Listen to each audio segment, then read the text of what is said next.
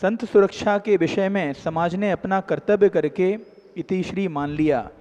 क्या अब ज्ञापन देने के बाद आगे क्या होना चाहिए ताकि यह घटना फिर से ना दोहराई जाए? समाज अपनी जागृति और कैसे दिखाए जिससे हम अपनी बात सरकार तक और अच्छी ढंग से रख सकें? कृपया मार्गदर्शन दें। देखो, समाज को सबसे पहले अब इस चीज़ की जागृति लाना है कि हमारा काम सिर्फ ज्ञापन देके पूर्ण नहीं हो गया। अब चुप रहने का नहीं, अब बोलने का समय है। सही सही अपनी बात सरकार तक पहुंचाने का समय, और इसकी जिम्मेदारी पूरी समाज की है। समाज के जो मुखिया हैं उन लोगों की इसकी जिम्मेदारी है। हमें सरकार को ये समझाना होगा कि जब एक आतंकवादी भी सरकार पर या देश पर हमला करता है और वो पकड़ा जाता है तो उस पर करोड़ों रुपया खर्च होता है उसकी सुरक्षा में, जब तक उस पर केस चलता है।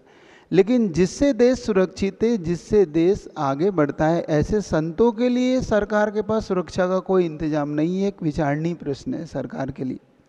ये बात सरकार को हमें पहुंचाने की ज़रूरत है। दूसरी बात, हमें स्वयं, हमारी समाज को भी अपनी जागृति, खुद के पैर पर खड़े होने की ज़रूरत है। ऐसा नहीं कि हम सिर्फ सरकार के भरोसे रह जाएं। हमें भी ये समझना होगा कि हम लाखों करोड़ों रुपया अपने ऊपर खर्च करते हैं, अपने संतों के ऊपर हम कितना खर्च करते हैं, अब ये विचार करना होगा। उनकी सुरक्षा के लिए हम क्या करते हैं? अगर एक करोड़पति व्यक्ति अपनी सुरक्षा के लिए 4 गार्ड रख सकता है, तो क्या अपने संत की सुरक्षा के लिए क्या एक गार्ड नहीं रखा सकता? विचार करना है। साधु नहीं चाहता उसकी सुरक्षा के लिए कोई गार्ड रखा जाए, लेकिन आपका श्रावकों का कर्तव्य क्या है, इस पे विचार करो। सरकार से भी अपनी आवाज़ वहाँ तक पहुँचाओ। सबसे बड़ी बात, आश्चर्य तो तब होता है कि मीडिया, अखबार, न्यूज़ चैनल इस घटना को क्यों नहीं दिखाते जब एक हत्या जैसा कार्य हुआ है। लोग इसको मात्र घटना नहीं मान रहे, इसको पूरा बाकायदा हत्या जैसा कार्य मान रहे। दो हारिकाओं का अचानक इस घटना में चला जाना, और ये कोई अचानक संयोग नहीं हुआ है। ये संयोग मानना शायद हमारी भूल भी हो सकता है। हालांकि सरकार इसकी स्पष्ट रूप से इसकी खोज करे तो पता निकलेगा क्या है, क्योंकि साधु तो सह सकता है, साधु तो सहन कर लेगा, लेकिन क्या समाज भी इसे सहन करेगा? समाज अपने इसको सहनशीलता मान के चुप बैठेगा? अगर चुप बैठेगा तो समाज कायर माना जाएगा। एक घटना आचार्य शांति सागर जी के समय की आपको बताता हूँ।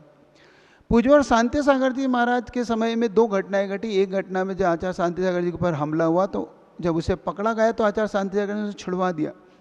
लेकिन दूसरी घटना में पूज्यवर पर जब लोगों को ये पता पड़ा कि आचार्य श्री पर लोग द्वेषवशात हमला करना चाहते हैं, तो समाज ने लाठी, डंडे, तलवार सब कुछ उठाए।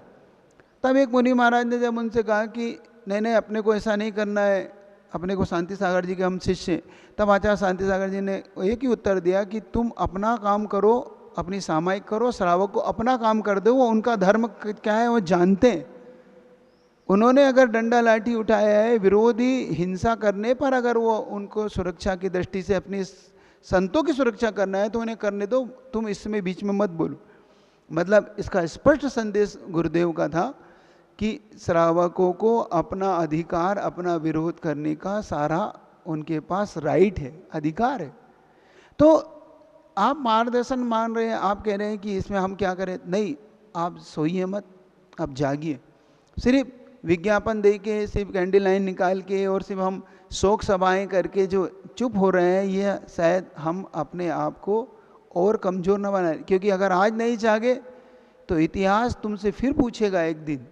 आपके आने वाली पीढ़ियां फिर तुमसे पूछेंगी कि तुम लोग उस समय क्यों चुप थे, आप लोगों ने क्यों कुछ नहीं किया।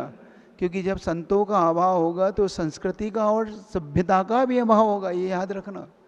जब तक संत है तब तक सभ्यता और संस्कृति है, जब तक सैनिक है तब तक देश है। संत और सैनिक दोनों एक ही स्वभाव वाले हैं। तो जैसे आप न्यूज़ चैनल पर मांग कीजिए कि अंतर्राष्ट्रीय न्यूज़ चैनल पर राष्ट्रीय चैनलों पर ये न्यूज़ क्यों नहीं दिखाई गई, इस पे विचार कीजिए। जब छोटी छोटी घटना हो, एक गाड़ी कहीं टकराती है तो उसकी न्यूज़ आती है, कुछ हत्या होती है तो उसकी न्यूज़ आती है, लेकिन संत की इतनी बड़ी दुर्घटना हो जाए तो किसी भी बड़े चैनल पे आज तक न्यूज़ नहीं। और तो चैनल वाले, न्यूज़ चैनल वाले सरकार को जागृत करे, समाज को जागृत करे। इससे दो चीज़ें होंगी।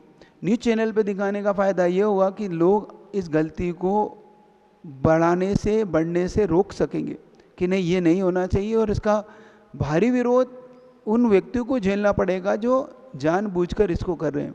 दूसरा बात, लोग अलर्ट होंगे, समाज अलर्ट होगी, लोगों को ये जानकारी मिलेगी कि नहीं, ये संत अहिंसा के पालने वाले हैं, यहाँ पर हिंसा का कोई रोल नहीं। जो एक चींटी भी नहीं मारता उसे मार दिया जाता है और लोग चुप मौन बैठ जाती है सरकार, न्यूज़ चैनल चुप बैठ जाते हैं, तब विचित्र सा लगता है ना।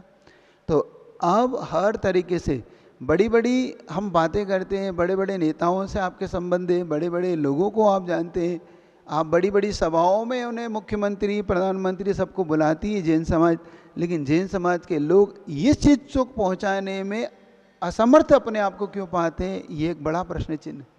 तो अब चुप बैठने का समय नहीं है। सिर्फ इतिहास अपना सरकार को 4 पेज देने का नाम ये सिर्फ कार्य की पूर्ति नहीं है, इसमें आप आगे बढ़िए।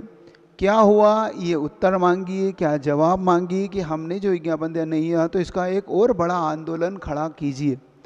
सरकार इसको, समाज इसको एक बड़ा आंदोलन का रूप दे, और तब तक दे जब तक सरकार पूर्ण रूप से इस पर अपनी कार्रवाई नहीं करती। हम किसी को दंड दनाने या उसके लिए नहीं कह रहे, लेकिन कम से आगे घटना तो ना घटे, इसके लिए तो जागृत हुई है। तो समाज को इतना ही कहना है कि समाज अपने कर्तव्य को और गहराई से समझे, जागृति लाए। जो लोग अभी भी सो रहे हैं वो जागो, वरना आगे ऐसा होगा कि इतिहास फिर एक बार तुमसे पूछेगा उस समय तुम कहाँ थे। और जैसे अन्य समाज में कहते हैं ना, हम ना थे, हम ना हुए, ऐसा ना हो कि वो कहने लगे कि काश हम होते तो ऐसी घटना ना घटती, है ना।